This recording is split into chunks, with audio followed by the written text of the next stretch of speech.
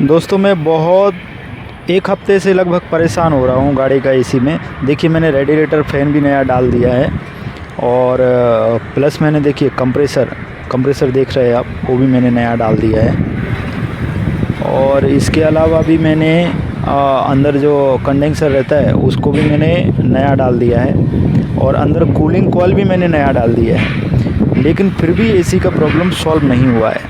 और मैं फिर से मैकेनिक के पास आया हूँ तो उसने फिर से खोला हुआ है वापस एसी को। अभी देखते हैं क्या प्रॉब्लम निकलती है और मैं आपको बताऊंगा कि मेरा गाड़ी में एक्चुअली क्या फॉल्ट था और क्या दिक्कत थी। नमस्कार, ये देखिए मैं मैकेनिक तो नहीं हूँ, लेकिन ये वीडियो मैं इसलिए बना रहा हूँ क्योंकि जो एसी का प्रॉब्लम आने की वजह से जो मुझे दिक्कत का सामना करना पड़ा और अलग अलग मैकेनिक के मैंने चक्कर लगाए और बहुत सारा पैसा भी खर्चा हुआ और छोटा सा एक फ़ॉल्ट था खाली। और उस छोटे से फ़ॉल्ट की वजह से मैंने सारा कुछ एसी का सामान जो पार्ट्स होते हैं कंप्रेसर से लेके अपना रेडिएटर फ़ैन और कूलिंग कॉइल और सारा कुछ चेंज कर दिया। सारा कुछ चेंज करने के बाद भी एसी कूलिंग नहीं दे रहा था। तो हो सकता है ऐसा आप लोगों के साथ भी आपकी गाड़ी में ये प्रॉब्लम आ सकता है। तो मेरा क्या फ़ॉल्ट निकला था, हो सकता है आपका भी वही फ़ॉल्ट हो। तो इस वीडियो को पूरा लास्ट तक देखते रहिए, मैं आपको बताने वाला हूँ कि क्या मेरी गाड़ी में प्रॉब्लम आया था। देखिए सबसे पहला मुझे जो प्रॉब्लम जो आ रहा था गाड़ी में कि गाड़ी रनिंग में कूलिंग कर रही थी, लेकिन जैसे ही गाड़ी स्टॉप होती थी और उसकी कूलिंग है ना एकदम रुक जाती थी, धीरे धीरे रुकती थी। तो उस रुकने के बाद गाड़ी अगर सिग्नल पे है समझो और उसको एक्सीलेटर देते थे तो थोड़ा थोड़ा ठंडा होना चालू होती थी।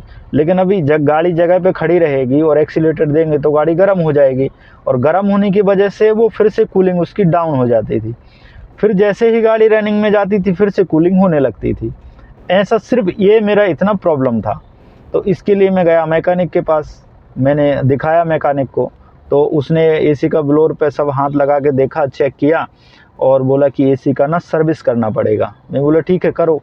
तो उसने खोला, पूरा डैशबोर्ड खोला, सर्विस किया, डैशबोर्ड खोला और सर्विस किया तो कूलिंग कॉइल उसने देखा तो बोला कि पूरा मतलब सड़ गया है और ये कभी भी लीकेज हो सकता है। बोला इसको चेंज करना पड़ेगा। वो भी मैंने कर दिया, चेंज कर दिया। ठीक है बोलो। और उसके साथ जो बॉल जो रहता है उसको एक्सपेंशन बॉल बोलते हैं। तो वो बॉल बोला ये बॉल तो फ़िलहाल चल जाएगा, खाली कूलिंग कॉइल चेंज कर लो। और लगा दिया, फिटिंग कर दिया गाड़ी को।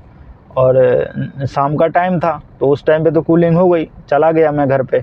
लेकिन दूसरे दिन फिर जब दोपहर को मैंने गाड़ी निकाली तो वैसा ही प्रॉब्लम आने लगा सामने।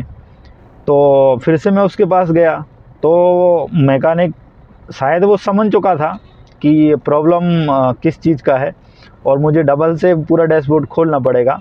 तो इसलिए बोला कि इतना ही कूलिंग देगा, अगर आपको और कूलिंग चाहिए तो बोला नया कर लो डायरेक्ट।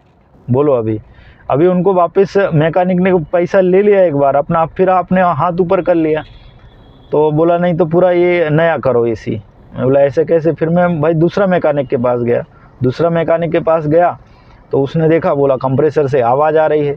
अगर कंप्रेसर प्रॉब्लम था तो उस मैकेनिक ने आपका ये खोला ही क्यों डैशबोर्ड? उसको खोलना ही नहीं चाहिए था डैशबोर्ड। तो मैं बोला क्या करना पड़ेगा? तो बोला कंप्रेसर ख़राब है, इसलिए आपका जो प्रेशर है ना, जो गैस का जो प्रेशर है, पाइप के अंदर जो प्रेशर बनता है वो नहीं उतना बन रहा है जितना चाहिए। और जैसे हम एक्सीलेटर करते हैं तो वो प्रेशर बन जाता है, इसलिए आपका गाड़ी रनिंग में कूलिंग हो रहा है। तो मुझे भी लगा भाई कि हाँ ये बात सही है, सही बोल रहा है। तो फिर मैं बोला ठीक है। उसको पूछा, कंप्रेसर का रेट पूछा तो थोड़ा कॉस्टली था। तो मैं थोड़ा सेकंड हैंड देखने का सोचा, गया अपना कुर्ला मार्केट। और उधर जाके भी मैं उस मैकेनिक को वही बोला कि भाई मेरा ऐसा ऐसा प्रॉब्लम है, आप देखो। मुझे कंप्रेसर का बोला है, आप एक बार चेक करो क्या प्रॉब्लम है। तो उसने चेक किया तो वो भी बोला कि हाँ कंप्रेसर का प्रॉब्लम है। कंप्रेसर डाला उसने, कंप्रेसर डालने के बाद भी प्रॉब्लम सॉल्व नहीं हुआ, सेम वैसा ही का वैसा था। तो फिर मैं बोला मतलब कंप्रेसर का प्रॉब्लम नहीं है। फिर उसने मेरा वाला ही खोल के डाल दिया। फिर उसने कंडेंसर को हाथ लगाया तो वो गर्म नहीं हो रहा था। बोला कम कंडेंसर का प्रॉब्लम है। तो उसने नया कंडेंसर मेरा गाड़ी में डाल दिया। नया डाला तो तभी कूलिंग होने लगा, शाम का टाइम था। तो भी मैं उसको बोला कि शाम के टाइम तो वैसे भी हो रहा था, कल दोपहर को देखते हैं। तो एक दिन और फिर कूलिंग अच्छा हुआ, चला, लेकिन दूसरे तीसरे दिन से फिर वैसे ही प्रॉब्लम होने लगा, और जो पहले कूलिंग था उससे भी बेकार कूलिंग होने लगा।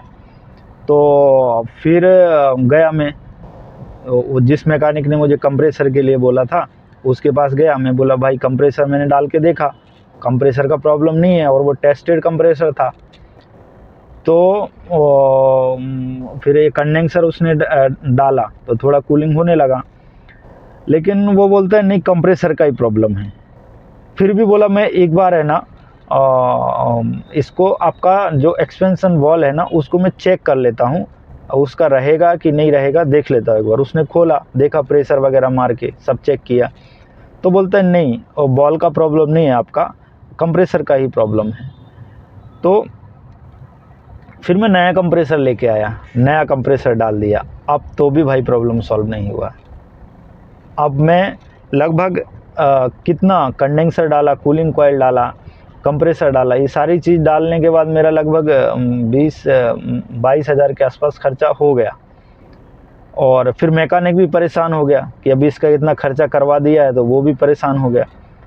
तो मुझे लगता है कि ये सब जितने भी मैकेनिक मुझे मिले वो या तो एक्सपर्ट नहीं थे, या फिर जिसने एक बार खोल दिया है वो प्रॉब्लम समझने के बाद वापस खोलना नहीं चाहता था, ऐसा कुछ तो प्रॉब्लम था। तो फिर इसने फ़ोन करके एक अपना सीनियर जो कोई था जिससे वो सीखा रहेगा उसको उसने बुलाया। तो उसने आके जो गाड़ी को चेक किया, तो उसने जो 2 फॉल्ट उसने बताए वही 2 फॉल्ट सिर्फ मेरी गाड़ी में थे, बाकी कोई चीज़ चेंज करने की मेरी गाड़ी में ज़रूरत नहीं थी। पहला तो ये था कि जो रेडिएटर जो फ़ैन है वो मेरा जितना स्पीड से घूमना चाहिए उतना वो नहीं घूम रहा था। बहुत मतलब जो एकदम एक्सपर्ट रहेगा वही उस चीज़ को समझ सकता है, क्योंकि काफ़ी तेज़ स्पीड लग रही थी, लेकिन फिर भी जितना चाहिए उतना वो हवा मतलब अंदर नहीं ले पा रहा था, इसके लिए ये दिक्कत थी। और दूसरा उसने बताया कि इसका है ना अब सारा, तो ये जो प्रॉब्लम आ रही है कि जो आपका जो प्रेशर है एक उसमें जो चेक करते हैं तो 50 के नीचे आना चाहिए वो ग्रीन वाले पाइप से।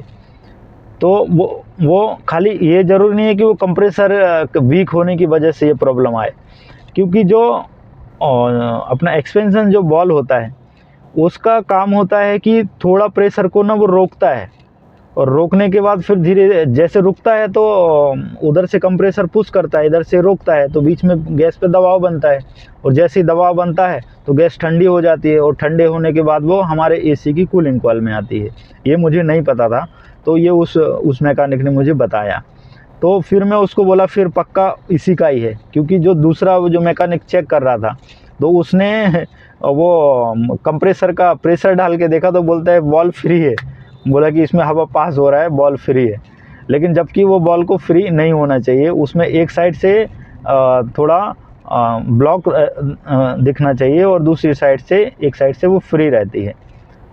तो फिर मैं फ़ैन लेके आया और बॉल लेके आया, और उसके बाद मेरा प्रॉब्लम सॉल्व हुआ।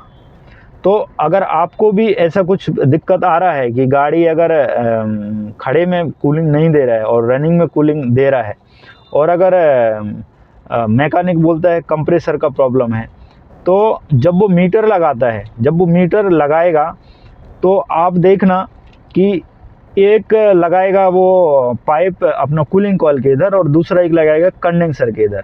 अगर कंडेंसर के इधर वाले में वो लगाएगा रेड वाला मीटर, तो अगर उसको आप देखना ध्यान से कि गाड़ी बंद है और उसने मीटर लगाया, और मीटर लगाने के बाद उसका जो मीटर लाल रेड वाला जो है वो 100 पे है, और जो गैस का है वो 50 के ऊपर जा रहा है, तो इसका मतलब ये समझना कि अब गैस भी सही है, तो इसका मतलब ये समझना कि गाड़ी में गैस मतलब ठीक ठाक है।